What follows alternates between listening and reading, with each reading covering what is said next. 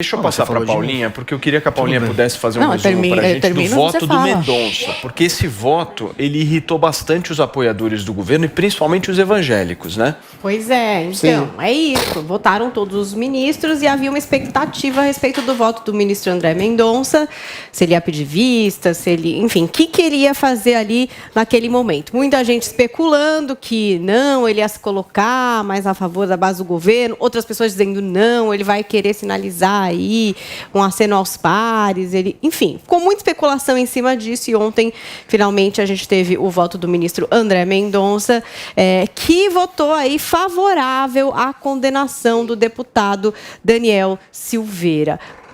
Aí especulações a respeito do que o presidente pensou a respeito disso. O presidente ainda não disse nada publicamente, mas teve uma coisa que parece que ficou bastante claro, foi a questão da base evangélica ficar bastante descontente com esse voto, né?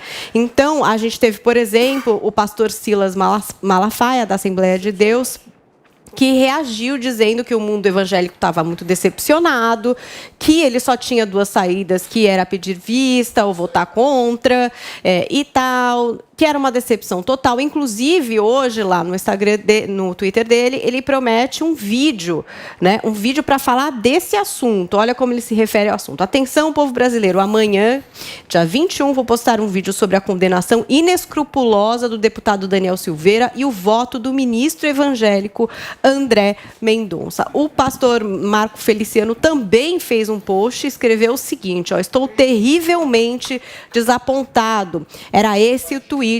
Boa noite, né? Era o ministro do STF terrivelmente evangélico, agora o Feliciano terrivelmente desapontado. E o André Mendonça fez 2 tweets nessa manhã falando um pouco sobre o seu voto. Eu vou ler aqui para vocês, olha.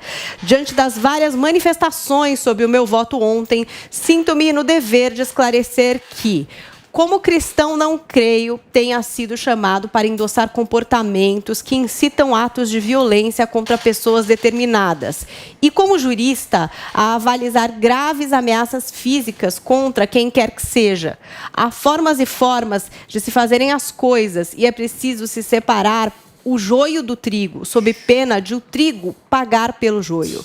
Mesmo podendo não ser compreendido, tenho convicção de que fiz o correto. Está aí os 2 tweets postados pelo ministro André Mendonça essa manhã. Quem falou que isso ia acontecer ontem chama-se Zoe Martinez. Eu também. Eu falei o que eu gostaria que acontecesse. São Adrilles que eu disse. O Adrilles errou ontem, hein? Não, não errei, eu não fiz projeção, não fiz previsão, não sou tarô. Mas a Zoe falou mesmo. O que eu falei... Há uma possibilidade muito forte do André Mendonça votar com os pares. O que eu disse de maneira incisiva aqui é que caberia ou ao o Marques ou ao André Mendonça, eventualmente, pedir vistas, que seria uma manobra justa dentro de uma manobra obscura do Supremo Tribunal Federal de condenar um homem inocente. O que aconteceu é que André Mendonça foi um homem leniente, covarde, que abraçou esse espírito de corpo em nome de uma estetização da possibilidade de um crime, tentou suavizar.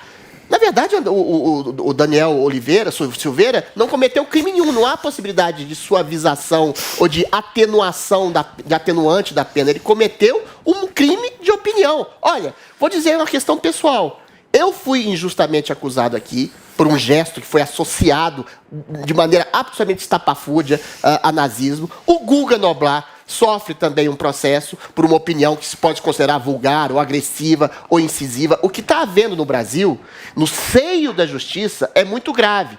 A gente falou aqui da procuradora que riu da cabeça do Alexandre de Moraes. Olha, jogaram bola com a cabeça do presidente em forma de bola de capotão. Esfaquearam um boneco do Bolsonaro. Eu sou a favor da criminalização dessas coisas? Não. Não sou. Isso, eventualmente, faz parte da liberdade de expressão. A liberdade de expressão pressupõe o exagero, a caricatura, a pilhéria, a basófia. Você não pode ameaçar diretamente. Quando o Daniel Silveira fala assim, talvez, eventualmente, alguém entre na possibilidade. Ele está indicando uma possibilidade. Está sendo irônico? Está sendo debochado? Está sendo sarcástico? Você pode dizer, está sendo vulgar? Está sendo tolo? Tá. Mas a tolice, a vulgaridade, agressividade, como na opinião do Guga, ou como na acepção da possibilidade de um gesto ser encarado como incitação a discurso de ódio, isso tudo faz parte da liberdade de expressão que pode sobrar. E quando você criminaliza essa sobra da liberdade de expressão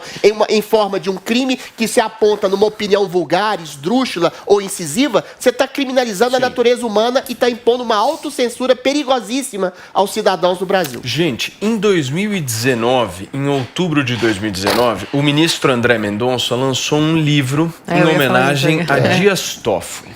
Esse livro foi Moraes. Esse livro foi feito com quem, Zoe? Com Alexandre de Moraes. Alexandre de Moraes. Mas eu quero entender o seguinte. 2019, o presidente já era o Bolsonaro, certo? E o André Mendonça participava do governo Bolsonaro. O Bolsonaro foi indicar o André Mendonça no ano passado, certo? 2021, correto? Para o Supremo Tribunal Federal. O ponto é o seguinte, como é que fica o discurso do presidente da República de que quer combater o Supremo Tribunal Federal se fez essa indicação? Guga. Cara, essa indicação foi uma indicação que ele fez também muito sob pressão dos grupos evangélicos. Se o Bolsonaro, de fato, pudesse escolher o que ele queria, o gosto dele e da família dele, seria o Augusto Aras. O Augusto Aras se demonstrou muito mais serviçal, subserviente, muito mais submisso aos interesses da família Bolsonaro do que o André Mendonça. O Flávio Bolsonaro, inclusive, tinha muita desconfiança com relação ao André Mendonça. Ele alertava o pai dele, olha, a gente vai ser traído por ele rapidinho. Essa era a suspeita de Flavinho Bolsonaro. O 01, né? O 01 é ele. Então, o André Mendonça não era a escolha ideal, mas os grupos evangélicos queriam. O André Mendonça, trabalhando como advogado-geral da União, se comportou ao gosto da família Bolsonaro. Ali ele soube atuar, ali ele soube fazer um jogo que favoreceu a família Bolsonaro. Então, eles embarcaram nessa, vai de André Mendonça. E agora o André Mendonça está mostrando que tem uma independência, que não vai estar ali só a serviço ou dos grupos evangélicos ou da família Bolsonaro.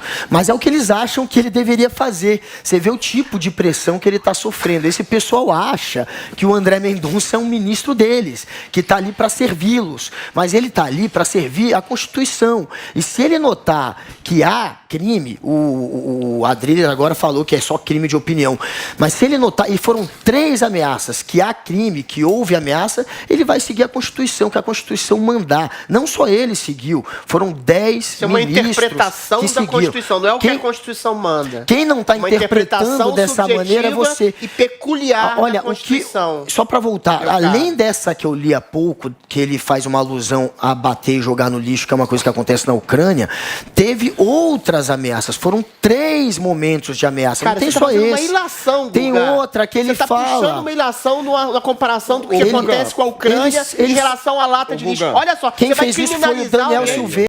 O Alexandre de Moraes até citou isso ontem. Mas isso é porque você não assistiu. Você não pode criminalizar O que eu não consigo compreender é o seguinte, há uma treta do Bolsonaro com o Alexandre de Moraes muito clara já de bastante tempo. Essa treta ela é uma treta pública, certo? Aí o Bolsonaro ele tem a condição de indicar um ministro do Supremo Tribunal Federal. E quem ele escolhe? O amigo do Alexandre de Moraes? Mas ele não viu dessa maneira. Mas ele não viu dessa maneira. Ele escolheu o amigo do Malafaia, o amigo da Assembleia de Deus, o amigo das correntes evangélicas. Ele não viu dessa forma.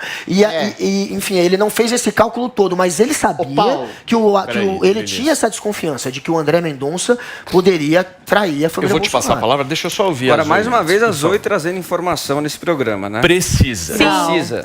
Diferente do Adriles, que só palpita. Eu quis dar acesso antagonista. Eu quis dar a possibilidade de heroísmo ao André Mendonça. Ele desperdiçou, preferiu seguir a previsão da Zoe. Previsão. Minha bola de cristal. Hoje tô sem bola de cristal. Mas, hoje gente, não tenho nenhuma fonte.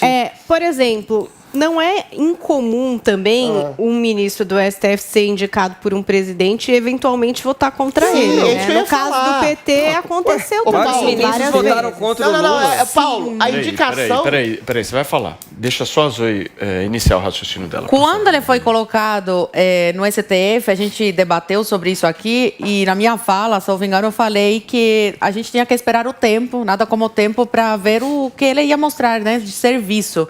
E uma das primeiras decisões que ele tomasse ia definir aí quem é o Mendonça? E ontem, com essa decisão, ele mostrou realmente que ele é conivente. Paulinho, ele é conivente com a inconstitucionalidade do STF. Por mais que ele seja amigo do Alexandre de Moraes, por mais que seja sido indicado pelo Bolsonaro, por mais que seja evangélico, conservador, Supremo Tribunal Federal, gente, é um cargo técnico, é um cargo onde você lê o que está escrito na Constituição, você aplica a lei ao caso concreto. É isso que o Supremo Tribunal tinha que fazer. Não interessa se é evangélico, não interessa se é amigo de quem for. E o que importa nessa questão é que ele foi conivente com a inconstitucionalidade e ele ajudou a rasgar a Constituição Federal do Brasil. Ô Paulo, tem duas coisas. A sua pergunta é muito pertinente pelo seguinte: a indicação pelo presidente de um ministro do Supremo Tribunal Federal obedece a um critério político.